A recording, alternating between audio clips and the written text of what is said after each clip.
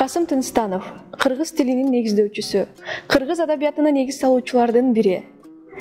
Драматург, акын, коомдук ишмер жана алгачкы кыргыз профессору. Ал өзүнүн бүткүл өмүрүн кыргыз тилин жана кыргыз адабиятын өнүктүрүүгө арнаган. Касым Тынстанов 1901 жылдын 10 сентябрында Ысык Көл облусунун Чырбыкты айылында жарык дүйнөгө келген. Алгачкы билимди диний мектептен алган. Шаардык орус жергиликтүү мектебинде агартуу институтунда окуган. Эркин Тоо гезитинин жооптуу редактору болуп иштеген.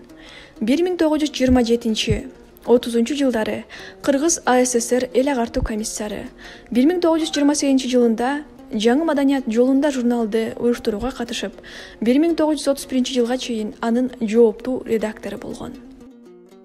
Кыргызым сен өркүндөгүн кемибе, жаным курман болсун эли жериме деген ураан болуп башкы максаты бүт өмүрүн журтубузга арнады.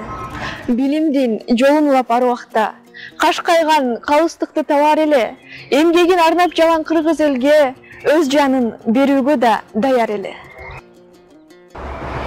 Чынчылдыктын чырагын илип кетти, ак эмгектин чынарын эгип кетти. Өлкө үчүн иште деп биз жаштарга Касым агай чоң үлгү берип кетти.